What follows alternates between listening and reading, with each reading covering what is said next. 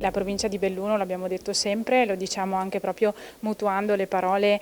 della legge, è interamente montana, ma è assolutamente anche interamente sportiva e ci sono degli eventi sul territorio che riescono a farlo conoscere oltre i confini provinciali e oltre i confini anche regionali. Questo è uno di questi. È la prima edizione e speriamo che sia la prima di una lunga serie e penso che abbia destato anche un'ottima curiosità e sia proprio la prova del fatto che la montagna può essere vissuta a 360 gradi, in questo caso la frazione nuoto, la frazione bici e quindi poi la corsa, dal lago fino alle tre cime di Lavoredo. Ricordiamo la data? Il 12 luglio è un importantissimo appuntamento che fa il paio rispetto ad altri eventi sportivi che ci sono e ci saranno sul territorio e quindi mi raccomando sempre sport sia per i nostri ragazzi sia anche per noi che siamo diversamente giovani. Per noi valorizza quelle che sono le nostre bellezze naturali sostanzialmente, quindi è obbligo nostro di farle conoscere, dargli sempre maggior visibilità internazionale,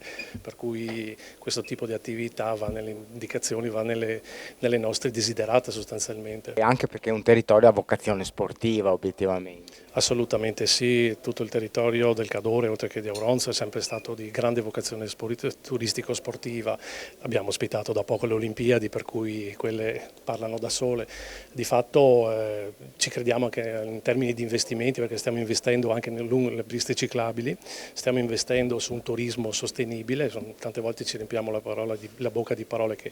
che ci riempiono solo la bocca, scusate, e in realtà noi stiamo andando in questa direzione. Pertanto la nostra volontà è di investire su un territorio legato allo sport, legato a questo tipo di attività. Sodalizio ormai ha passato i 20 anni perché nasce nel 2003, nasce il ricordo di mio fratello che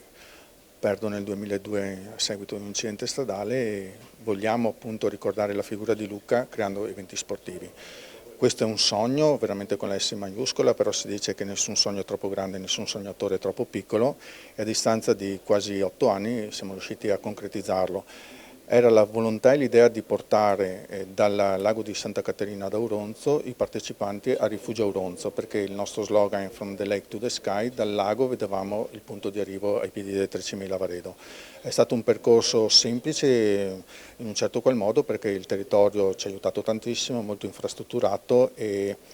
anche la natura stessa insomma, ci ha dato la possibilità di sviluppare questo progetto. Ci sarà la frazione nuoto con 2 giri a 500 metri, il cambio all'australiana, vuol dire che si esce e ci si ributta nel lago di Santa Caterina, appunto c'è il cambio che è possibile farlo sia con la bici grave che con la mountain bike e percorrere 26 km e mezzo lungo la ciclabile che conduce da Auronzo di Cadore a Misurina e la parte finale con l'ultimo cambio in transizione T2 è un trail ai piedi dei Cadini di Misurina lungo il sentiero 101.